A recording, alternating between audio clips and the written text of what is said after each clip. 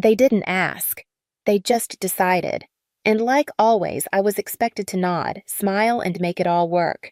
My name is Rachel Connors. I'm 28 years old, a senior accountant at a firm. No one outside of finance has heard of, and I live a quiet life in a quiet building with no drama and no damage. I've built everything I have from the ground up: my degree, my job, my credit score, even my kitchen table. No handouts, no shortcuts. But if you ask my family, they'd probably say, I'm the cold one. Not because I've ever yelled or walked out or done anything cruel, just because I stopped cleaning up their messes. You see, I have an older sister, Erin, 2 years ahead of me, but somehow always 5 steps behind. Erin has a way of making failure look like tragedy and making everyone else responsible for it. Lost another job. The boss was toxic. Kicked out of another apartment. Roommates were jealous. Another missed bill. She's trying her best, and my parents, Carol and Frank, they never question it. They just pivot, rearrange, and if they can't fix it directly, they turn to me. You're stable, Rachel. You're lucky you can help. That was the phrase that followed me for years. Help with the car payment, help with rent, help with bail, always help. And when I said no, the rare times I pushed back, they'd act like I was the one burning bridges. I learned early on my value wasn't in being loved, it was in being useful. But usefulness has limits, and they were about to find mine. Sunday dinner had a rhythm in our house. Same casserole, same table, same undercurrent of pressure disguised as politeness. That evening, something felt rehearsed. Mom greeted me at the door with a smile too wide to be sincere. You look so thin, sweetheart. Are you eating enough?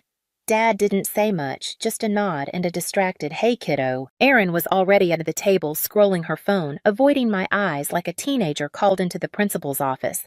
I knew the signs. When my mother acted sweet and my father went silent, it meant they were about to tell me something they knew I wouldn't like. We made it through the salad.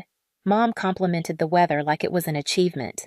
Dad kept refilling his glass, and Erin kept picking at her food like it might bite back. Then Mom set down her fork, folded her hands on the table, and gave me that practiced smile she saved for requests wrapped in guilt. Rachel, she began too softly. We've been talking. Erin's had a rough time lately, and, well, she's going to be moving in with you for a little while. Just like that. No question, no discussion. She said it like she was offering me cookies. Like, of course I'd say yes. I felt the room pause like they were waiting for me to resist, waiting for the pushback they could call selfish. I looked at Erin. She glanced up quickly, then away. My dad cleared his throat, already bracing for the argument. Instead, I smiled. Of course, I said lightly. If it helps Erin get back on her feet, I don't see why not. The silence that followed was sharp. My mother blinked, caught off guard. My dad exhaled like he'd dodged a bullet. Erin leaned back in her chair, smug, creeping across her face like moss. None of them noticed how still I went after that. How quiet they thought I'd caved. But what they didn't know, what none of them had thought to ask, was that I hadn't lived in that apartment in weeks. And I had no intention of letting Erin or any of them move into a place that no longer existed. I didn't wake up one day and decide to lie to my family. It took years of quiet disappointments, of guilt-wrapped favors and memory-hold sacrifices, of realizing that in my family, survival came with strings and being the strong one just meant being the most convenient to use. When I was 21, Erin's car got repossessed. She called sobbing. Said she couldn't get to her new job. Said this one was different. She just needed a little help getting started. My credit was clean. Co-signing felt like a small thing. She stopped showing up to that job 3 weeks later, missed the payments. Guess whose credit took the hit? At 23, Mom called me crying because the mortgage was past due. Dad had been laid off. Erin had moved back in. I wired $2,000 the next morning. No one thanked me. At Christmas, Mom handed me a mug that said "World's Best Daughter," and I almost laughed. At 25, Erin got a DUI, first one we knew about at least. Dad asked me to keep it quiet, said it would destroy the family's reputation. I paid for the lawyer. Erin never said a word. A year later, when she got pulled over again and I refused to help, Mom called me cold. "You've never understood what it means to worry for someone you love," she said. Aaron's life is harder than yours. That was the moment I knew, not suspected knew. They didn't see me. They saw a function, a faucet they could turn on when something broke, a wallet that smiled. I started pulling back, politely declining, changing topics, saying, "I'll think about it" instead of "yes," they noticed. And they didn't like it. One night, I found myself sitting alone in my apartment, the condo I'd bought without help, decorated on clearance sales paid for month by month with numbers and spreadsheets and quiet diligence. I stared at the front door and realized I didn't feel safe in it anymore. Because it wasn't mine when they wanted something. It was always ours. Just like my time, my money, my patience. So I made a decision. I called a realtor, sold the unit, quietly, legally. Without fanfare, I moved into a small rental on the other side of town. No one asked where, and I didn't offer it. I could have told them, but I didn't. Not out of cruelty, not out of revenge, out of preservation. Because sometimes when you grow up in a family that only remembers your usefulness, the kindest thing you can do for yourself is disappear, just enough to breathe. The texts started on Monday. We'll bring Erin's mattress Saturday morning. Frank's loading the boxes Friday night. She's excited to finally have her own space. I didn't reply. I didn't need to. They were speaking to a version of me that no longer existed. Each message assumed I would open the door, rearrange my life, absorb the weight without making a sound. They'd done it before. They just didn't know I had stopped listening. By Thursday, Mom was texting me daily. "Let me know if you need anything cleaned before she moves in. Erin says she won't be a burden. She's bringing her own dishes." That one made me laugh quietly to myself over coffee. She hadn't washed a dish in her own apartment in years, but I let it all play out. I didn't push back. I didn't correct them. I waited Saturday morning. I left early. Coffee first, then a drive across town to nowhere in particular. I walked through a farmer's market I didn't plan to buy anything from. Stood in the sun longer than necessary. My phone vibrated in my pocket 3 times before I looked. Missed calls. Voicemails. I let the 4th call go through Rachel. It was Mom, but not her soft voice. The brittle one, the one layered with panic. "What's going on?" she demanded. "There's someone here. Some man. He says he lives in the condo. Says you don't live here anymore." I let the silence stretch. I wanted her to feel it, the unfamiliar space, the missing certainty. "You didn't tell us," she snapped. "You never said a word." "No," I replied evenly. "I didn't." There was scrambling in the background, the rustle of bags. Dad's voice, sharp and low. "Erin saying something I couldn't hear?" "Rachel." Mom hissed. "What is this?" "I sold the condo," I said simply. "Weeks ago." "You what?" "I moved out." Quietly. I didn't think it mattered. No one asked where I lived, so I didn't say. For a moment, nothing. I imagined them standing on that porch, bags on the ground, arms crossed, realizing they'd planned an invasion and showed up at the wrong castle. Then Dad's voice cutting through. "You lied to us. You said she could move in," I said. "If it helps Erin, I don't see why not." I didn't say where. Another pause, a sharp inhale from Mom. And from Erin, finally. "So what? We're just..." "What?" Supposed to figure it out now. She sounded young when she said it. Not angry, just lost. And for the briefest second, I almost answered. But I didn't. Because here's what they didn't know. I hadn't changed the locks out of anger. I hadn't sold the condo to make a point. I did it because I was tired of living in a space that never felt mine. I did it because I deserved to walk into my own home and not brace for impact. And because sometimes the kindest thing you can do for people who refuse to change is to stop making space for them.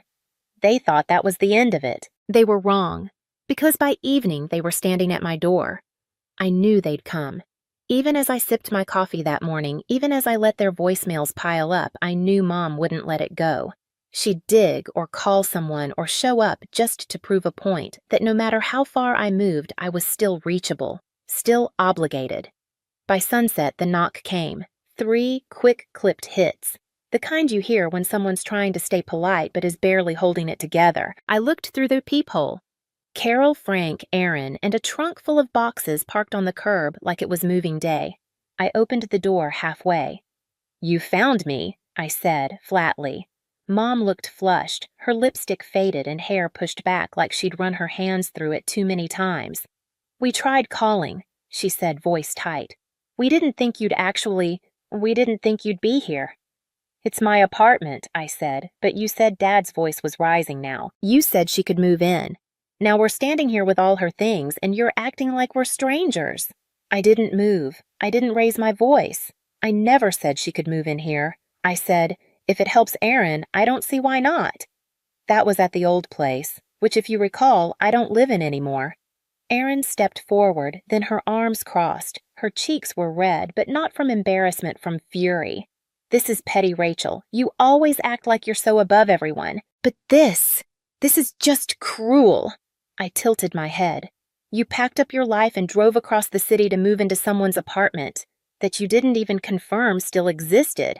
That's not cruelty. That's entitlement. Erin's voice cracked. You're my sister. Yes, I said. Cool, and you've spent years confusing that with free housing. Dad stepped between us, his voice edged with warning. Enough, Rachel, we're not leaving. We've put up with a lot from you. You owe this to your sister. There it was. The word that always hung unspoken, owe, as if every dollar I'd paid, every hour I'd worked, every sleepless night spent solving problems I didn't cause, had been written down somewhere, part of a silent contract I never signed. I stepped back, picked up my phone. What are you doing? Mom asked, eyes narrowing. I didn't answer. I dialed 3 rings. Then 911. And what's your emergency? My voice stayed calm. Yes, I have family members outside my apartment who are refusing to leave. They're not on the lease. They weren't invited. I'd like to report. Trespassing. Erin's mouth fell open. Frank swore under his breath. Mom looked like I'd slapped her. Rachel, she whispered, almost pleading. You're calling the police on your own family. I asked you to leave, I said. You didn't. The dispatcher asked for my address. I gave it. Erin's voice shook with rage. This is going to ruin everything. Do you know what people will think of you? Do you know what they'll say? Yes, I said. They'll say. I finally stopped opening my door. Mom blinked. Her voice dropped to something smaller. You used to be kind. I didn't flinch. You used to notice when I was hurting. The silence that followed wasn't empty. It was heavy, packed with every ignored boundary, every swallowed word, every moment I'd said yes when I wanted to scream, no! A patrol car pulled up 10 minutes later. The officer stepped out tall and calm, her hand near her belt but relaxed. Evening, she said. We received a call about trespassing. I nodded. That's me. She looked at my parents, at Erin, at the car with bags still in the trunk. Ma'am, sir, I'm going to have to ask you to leave the premises. This is our daughter, Frank said. This is a family matter, and this is her residence, the officer replied, which you're not allowed to occupy without permission. Erin looked like she might cry. Or throw something, or both. You're going to regret this. Rachel. No, I said. I've regretted almost everything up until this point. This is the first thing I'm sure of. The next day, I woke up to 12 missed calls, 5 from Mom, 2 from Dad, the rest from numbers I didn't recognize, cousins probably, or family friends I hadn't spoken to since graduation. Then came the texts. Why would you do this to your own sister? Your mom is devastated. Erin's sleeping in her car. Is that what you wanted? I didn't reply. I just scrolled. Eventually I found it, a Facebook post from my mother. Public 3 paragraphs punctuated by heartbreak emojis and a photo of Erin as a toddler. We raised both our daughters to care for each other, but one of them has forgotten what that means. We're heartbroken that Rachel, so successful, so fortunate, would turn her back in our time of need. Erin didn't deserve this. None of us did. Hundreds of likes, dozens of comments from people I hadn't seen since I was 12. Calling me selfish, cold, entitled. It wasn't new, just louder. I stared at the screen for a long time. Then, for the first time in my life, I posted back a thread. Simple, no flair, no hashtags. Screenshot the $2,000 transfer I made to cover the mortgage. Screenshot my name on Erin's car loan, followed by the collections. Notice a photo of the lawyer invoice from her DUI case. A timeline of every one-time favor I'd agreed to since I was 21. The receipt showing the sale of the condo. And finally, a message I'd saved. One Erin had sent me 2 years ago, calling me a boring robot because I wouldn't let her crash for a month. I ended with one line, I didn't abandon my family. I just stopped volunteering for emotional debt. I turned off my phone after that. Not because I was afraid, but because I didn't need applause. I just needed quiet, and for once, I had it. That night, the apartment was still. No noise from the hallway, no buzzing phone, just the quiet hum of the fridge and the occasional creak of old pipes shifting in the walls. I made tea, chamomile. It wasn't for sleep. I didn't need help sleeping anymore. It was for the ritual. A soft cup held in both hands, steam rising like forgiveness I hadn't asked for. My phone lit up once. Mom, then again. Erin, I didn't open the messages. I didn't have to. I knew the rhythm by now. Shock, anger, guilt, pleading. Always in that order. I blocked both numbers, not out of cruelty, not out of pride, but because not every door deserves to be knocked on forever. I walked out onto the balcony. It was cold, but not sharp. The kind of cold that reminded you you're alive. Below the city hummed along, people moving headlights, glowing someone walking a dog in a puffy coat, too big for spring. A neighbor 2 floors down waved when she saw me. I waved back. It was simple, that small gesture, but it was more real than most of the things I'd done out of obligation. Inside, I turned off the lights one by one, the living room, the kitchen, the hallway. No picture frames on the walls, no family photos, just quiet, just clean space. I didn't feel triumphant or bitter or broken. I just felt done. Done. Performing, done. Explaining, done. Being the spare oxygen mask for people who never learned how to breathe on their own. Somewhere out there, they were probably rewriting the story again, casting me as the villain or the cold one or the ungrateful daughter. Let them. I didn't come here to be loved. I came here to stop pretending I didn't vanish. They just told the story like I had, and now I've written it back.